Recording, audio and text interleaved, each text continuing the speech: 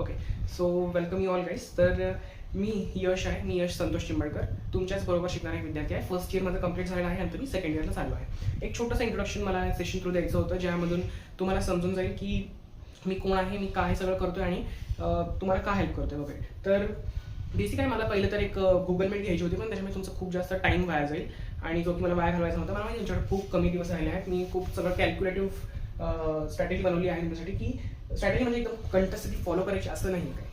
Basic तुम्हाला एक आखून दिलेलं आहे, जसं तुम्हाला वागायचे तुम्ही वागू शकता. तुम्हाला फक्त जे मी सांगेन ते करायचं आहे. ओके, तर टोटल 8 दिवस आपल्याकडे अवेलेबल आहे आपल्या हातात.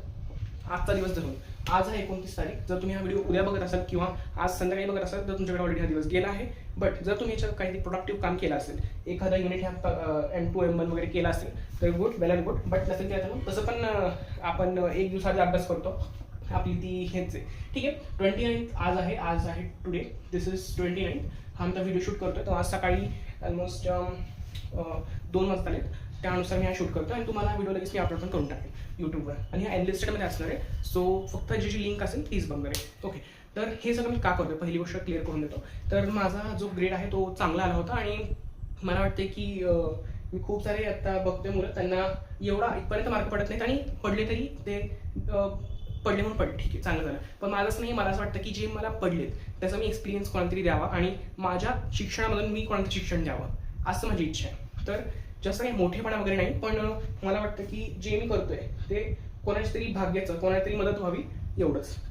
तर मी फर्स्ट इयरवर एक ग्रुपची लिंक टाकली, त्यामध्ये तुम्ही जॉईन झाला असाल. तर आपल्या ग्रुपमध्ये टोटल 28 मेंबर आतापर्यंत जॉईन झाले आहेत.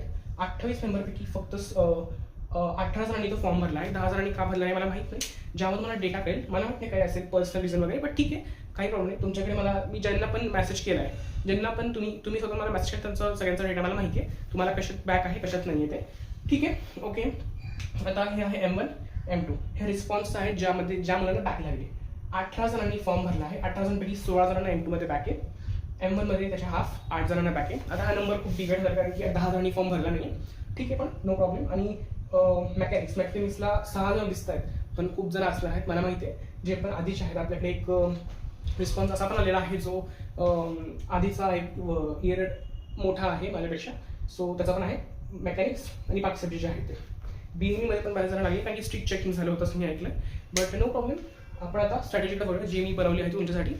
खूप 3 बेसिक क्रायटेरिया आहेत ज्यामध्ये तुम्हाला फॉलो करायचे आहेत. आणि हा व्हिडिओ जास्त मोठा नाही आहे, मला लिमिटेड ठेवायचा आहे. तुम्ही टायमर बघूनच तुम्हाला वाटेल की तसं तर नाही, सिम्पल 10 मिनिटाचा व्हिडिओ आहे. ओके, तर स्ट्रॅटेजी बघता 3 गोष्टी मला लक्षात ठेवायच्या आहेत. पहिली गोष्ट म्हणजे सिलेबस. आता 4 युनिट आहेत आपले, सिम्पल 4 युनिटमध्ये तुम्हाला कुठले सिलेक्टेड चॅप्टर्स जमत आहेत. आता मला माहिती आहे, कोणीही एखादा जर महान विद्यार्थी असेल, त्याला 60 पैकी 60 पडतायत वगैरे वगैरे, तर त्यांनी हा सिलेबस बघितला असणार नीट. म्हणजे त्याला त्यातलं काय जमते काय जमत नाहीये, जे जमते ते नाही करायचं, जे जमत नाहीये ते करायचं, असं सगळं नियोजन करून तो करत असतो. तर माझ्याकडे एक शीट आहे, मी जी माझ्या एक्झामच्या एक आठवड्यात बनवली होती, ती शीट आहे माझ्याकडे. त्याच माझ्याकडे रिस्पॉन्स आहे, तुम्ही इथं बघतोय मी की कोणी काय काय रिस्पॉन्स दिला आहे. माझ्याकडे शीट जी ओपन करून ठेवली होती. ओके, अजून एक मला गोष्ट क्लिअर करायची आहे की हे जी काउन्सिलिंग ती माझी स्पेशल पर्सनल काउन्सिलिंग जी मी देतोय मुलांना, आणि यात माझा काही पर्सनल स्वार्थ नाही आहे. मला फक्त क्रेडेन्शियल्स गेन करायचे तुमच्या सगळ्यांचे आणि तुम्हाला चांगला रिझल्ट आणायचा, तुम्हाला पास करायचं बेसिकली. तर ऑल इन अराउंड मी तुम्हाला जस्ट गाईड करणार आहे, ना की तुमचं पूर्ण वजनही आहे. तुम्हाला स्वतः सगळं करायचं आहे. आणि पूर्ण जो आपला बॅक आहे M1 M2 खूप जणांना लागलाय. माझ्यानुसार मला M2 सोपा गेला होता आणि M1 हार्ड गेला होता. M1 मध्ये मला पण चांगले होते, पण M2 मध्ये मला बऱ्यापैकी होते. मला M1 मध्ये होते 50-60 पैकी होते. तर अराउंड खूप चांगली मार्क येते, कारण की जी मुलं जात नाही वरती 90च्या आसपास, त्यांना हे समजून जात की कसं काय पाहिजे. ठीक आहे, आता मेन गोष्ट आपण करूया सिलेबसची. पहिला मुद्दा झाला आपले सिलेबस. ओके, सिलेबस जर तुम्ही बघितला आपल्याकडे प्रत्येक आपल्या सब्जेक्टमध्ये M1 असो, M2 असो, मेकॅनिक्स असो, BME असो, BWE असो, BXC असो, सगळ्यामध्ये 4 युनिट आहेत. ओके, तर 4 युनिटमध्ये प्रत्येक युनिट 15 मार्काचा डिवाइडेड आहे. हा आता झाला पेपर प्रेझेंटेशनचा, पेपर पॅटर्नचा पार्ट. सिलेबस बघितल्यानंतर प्रत्येकमध्ये आहेत 4 युनिट. 4 युनिट नंतर आता 4 युनिट कसे डिवाइडेड आहेत. आता एखादा आपण PYQ पेपर उचलून जरी बघितला, त्या PYQ पेपरमध्ये आपल्याला सगळे क्वेश्चन्स सिरियल वाईज दिसतील. पेपर पॅटर्न म्हणजे काय, क्वेश्चन नंबर 1, 2, 3, 4, सिम्पल. प्रत्येक क्वेश्चन आहे 15 मार्काचा, 15 चोक 60. तर 60 मार्काचा आपण पेपर पूर्ण बनतो आणि त्या 60 मार्काचं तुम्ही कसं केवढं करताय हे मॅटर करतं. तुम्हाला जास्त टेन्शन घ्यायची काहीच गरज नाही आहे. मी तुम्हाला जे मटेरियल देईल, स्टडी मटेरियल, ते तुम्ही जर निक्षूनपणे एकदम छान केलंस तर मग एकदम तुम्हाला रिझल्ट असंच नाही एवढी काही घाई करायची गरज नाही की 4 युनिट करायचे आहे, तुम्हाला एकदम चांगलं जमते म्हणून ते करायचं आहे. पण असं नाही, मला माहिती तुम्हाला पूर्ण पास व्हायचं फक्त त्याचे 2 युनिट जरी पक्के केले, चांगले केले तरी पण होऊन जाईल. बट माझं कसं आहे, तुम्ही जर 2 युनिट करताय तर त्यातला एखादा क्वेश्चन जर अवघड आला, तुम्हाला जमलंच नाही, मला आठवलंच नाही, तर तुम्ही एक एक्स्ट्रा युनिट पण करून ठेवू शकता. सो 3 युनिट तुम्ही करून ठेवा. त्याचा 1 युनिट असा असावा जो न्यूमेरिकल असेल, तुम्हाला चांगला जमतोय, एक असावा थिअरी आणि एक असावा कन्स्ट्रक्शनचा.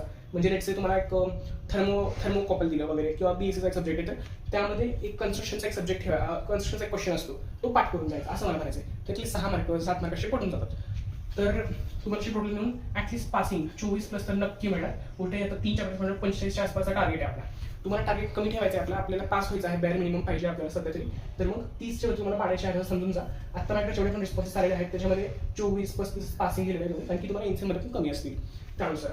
तर 3 विषय तुम्ही ठेवा डोक्यात. हा जरा पहिला क्रायटेरिया क्लिअर. आता पेपर पॅटर्न अजून मला बोलायचं आहे की म्हणजे जे पण आपले क्वेश्चन असतील, आता क्वेश्चन नंबर 1, 2, 3, 4 आहे, तर त्यानुसार जो पण आपला क्वेश्चनचा आतमध्ये क्वेश्चन असतो, तो क्वेश्चन नंबर 1 मध्ये 50 मार्काचा, 3 मार्काचे सिंगल 1 मार्काचे क्वेश्चन्स, 6 मार्काचे 1 क्वेश्चन, 3 मार्कचे 2 क्वेश्चन. 3 मार्कचे 2 क्वेश्चन असतात ते असतात न्यूमेरिकल्स. तर ते तुम्ही जर नीट केले सगळ्या चॅप्टर्सचे तरी पण तुम्हाला चांगले मार्क पडतील. सिलेक्टिव्ह क्वेश्चन अटेम्प्ट करायचे पेपरमध्ये आणि चांगले मार्क आणायचे. आता हे क्वेश्चन्स करणार कुठून, तर हा तिसरा मुद्दा आहे पीवायक्यूज. पीवायक्यूज तुम्ही जर हातच नसेल लावला तर तुम्ही ती मोठी चूक करताय. मी जे तुम्हाला पीवायक्यूज देईन तुम्ही नीट करा. आता अजून एक मुद्दा तो म्हणजे स्टडी मटेरियलचा, नक्की तुम्हाला कसा अभ्यास करायचा आहे. तर अभ्यास करताना स्टडी मटेरियल जे लागेल ते मी तुम्हाला नक्की देईन. जे नोट्स आहेत, जे आपण सब्जेक्टचे नोट्स लागतील आपल्याला, M2, M1, मेकॅनिक्स, परत आपले BEE, BXC, GME जे असेल ते मी प्रोव्हाइड करेन. केमिस्ट्री आणि BME चे खूप 2-3 जण आहेत, त्यांना मी पर्सनल शेअर करेन. ग्रुपवर रोज गर्दी नको. त्यामुळे जे आपण PDF वगैरे टाकेन ते तुम्ही एकदा ऑब्झर्व करा, बघा.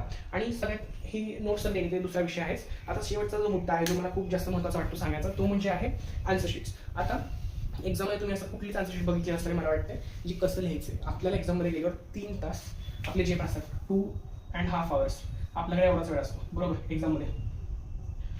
ह्या 2 तासात आणि 30 मिनिटं तुम्ही नक्की काय करणार आहात हे जी प्लॅनिंग एक दुसऱ्या महिना करून टाकायची. आता जसं की आन्सर शीट्स आहेत, मी आता म्हणतो आन्सर शीटचं मॅजिक जे इम्प्रेस पॉईंट आहे आपल्या एक्झामिनरसाठी, जे मी नेहमीच वापरतो माझ्या आन्सर शीट्समध्ये. तर माझी स्वतःची आन्सर शीट आहे, ती मी तुम्हाला प्रोव्हाइड करेन. त्यामुळे तुम्ही बघा ना की कसं लिहिलंय, कसं लिहिलेलं असतं ज्यामुळे एवढे मार्क पडले. आता ज्याला BMEचं मी एक्झाम्पल देतो, BMEमध्ये आपले जे 6 मार्क क्वेश्चन असतात ना, त्यात त्यांनी फक्त किती मार्क आपलाय, टोटल मला पडले 57 out of 60. तर लिहिलंय कसं हे जर समजलं ना तर मग निवांत तुम्ही पास व्हाल, काही प्रॉब्लेम नाही. म्हणजे कसं अटेंड करायचं आहे, स्पेशली मॅथ्सचा पेपर. मॅथ्स M2 मध्ये मला 50 आहेत, 60 पैकी जसं मी म्हणलो तसं. तर त्यामध्ये कसं लिहिलंय, म्हणजे काय लिहिलंय, नक्की काय लिहिलंय, स्टेप वाईज लिहिलंय. मी आधी माझ्या सिनियर्सचे पण काही पेपर बघितले ज्यामध्ये त्यांनी कसं लिहिलंय, त्यांनी स्क्रीनशॉट मला दाखवला. मेकॅनिक्सचा पेपर होता, खूप जास्त सिम्पल, म्हणजे जर 5 मार्काचा प्रश्न त्यांनी एवढंच लिहिलं असेल. आन्सर एवढी मोठी आहे, त्यांनी एवढंच लिहिलं आहे त्या 5 मार्काचं. बरोबर आहे, आन्सर जर बरोबर असेल तर मार्क मिळून जातील. पण जर स्टेप वाईज गिवन थोडंसं लिहिलं असेल काहीतरी, तर टीचरला जाणवेल की लिहिलंय, केलेलं आहे, सॉल्व केलेलं आहे, बस तेवढंच. आणि बाकी काय, हा इम्प्रेस पॉईंट का आहे, कारण की जर नीट का असं दिसला पेपर तर एक्झामिनरला जरा वाटेल की हे लिहिलंय, अभ्यास करून आलाय, चांगलं लिहिलंय, मार्क द्यावे, एक्स्ट्रा मार्क देऊन टाकतात. त्यामुळे म्हणजे असं आहे ना की चांगला एकदम कसं पण रिलॅक्शन वगैरे असं नाही, चांगलं लिहायचं, जरा पटपट लिहायचं. तसं पण तुम्ही 2 तास 30 मिनिटं बसला आहात. ज्यांना आधी बॅक लागून गेले, तुम्ही ऍक्च्युअली जेव्हा ओरिजिनल पेपर दिला होता तर तुम्हाला समजलं आपल्याला येतच नाही काय, आपण काय करायचं बसून अजून राहिले होते. काही लोक अर्धा तास निघून गेले बाहेर. त्यामुळे वेळ असतो आपल्याकडे, त्यामुळे मी अटेम्प्ट करायचा पेपर. आणि अजून काही वाटलं तर मला तुम्ही नक्की DM करा स्वतःच डिरेक्टली, न काही विचार करता बिंदास DM करा की हे मला पटत नाहीये, हे मला वाटते करावं, मी करू का. तुम्ही बिंदास करू शकता, तुम्ही तुमच्या मर्जीचे मालक आहात. आणि तुम्ही माझ्यापेक्षा खूप हुशार आहात असं मला वाटतं, कारण की ज्यांना बॅक लागते ना, मी असं ऐकलंय, म्हणजे मला माहित नाही की जे लोक त्यांना बॅक लागते ते स्वतः बॅक आणत असतात.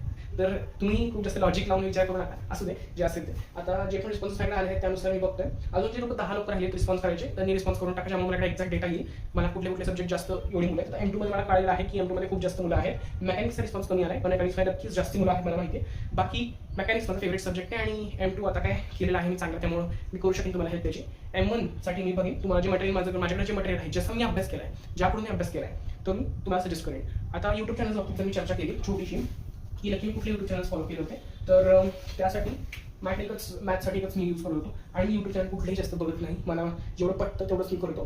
तर मला एकच चॅनल आठवतं, प्रदीप गिरी अकॅडमी. एवढा एकच YouTube चॅनल आहे जो मला पडतो, मी तो कधीही बघत असतो. जर मला आपली कन्सेप्टपेक्षा जास्त काही कळत असेल तर मग याचा चॅनल मी रेफर करेन तुम्हाला. जर तुम्हाला समजत असेल की मॅथ्सचा आपला डिफरन्शियल इक्वेशन्स, परत आपले ट्रिपल इंटिग्रेशन्स, डबल इंटिग्रेशन्स, एरिया, व्हॉल्यूम, हे सगळे क्वेश्चन्स तो करून येतो. आणि जर तुम्हाला मी तुम्हाला शिकवावं तर मग नक्की तुम्हाला कमेंट म्हणतोय आपले ते व्हॉट्सअपमध्ये सांगून टाका, काय प्रॉब्लेम नाही. मी आणि माझ्या यूट्यूबवर आहेत बरेच व्हिडिओज आहेत, ज्यावर एक व्हिडिओवर मला ऑलमोस्ट 3.3 कोर्स तो काहीतरी व्ह्यूज आलेले आहेत. त्याच्यावर व्हिडिओ नाही यूट्यूबवर, त्यामुळे मी तो व्हिडिओ टाकला होता as a concept explaining point. तर यूट्यूबवर पण आपले व्हिडिओज आहेत, तू बघू शकतोस तुम्ही पण. आणि येस, दॅट्स ऑल. आणि अभ्यास करायला लागा, फक्त 8 दिवस आहे आपल्याकडे. स्ट्रॅटेजी एकच आहे कुठल्या पण सब्जेक्टसाठी. एनी सब्जेक्टसाठी ही सब्जेक्ट स्ट्रॅटेजी आहे. इथं सिलेबस बघा, पेपर पॅटर्न बघा, मग पीवायक्यूज बघा. मी एक शीट शेअर करेन, त्यामध्ये तुम्हाला 4 विषयांचे आपले हे 4 विषय same to same, ma'am to BNE, BXC आणि फिजिक्स, हे सगळ्या विषयांचे मी तुम्हाला एक शीट पाठवेल, ज्यामध्ये कसं सिलेबसचं डिवायडेशन आहे, किती कशामध्ये काय आहे हे समजून जाईल. बेसिक आहे, सिंपल आहे, तुम्ही नक्की करू शकाल. आणि that's all from my side. तुम्हाला सगळं वाटलं मी शेअर करेन. बाकी ऑल द बेस्ट.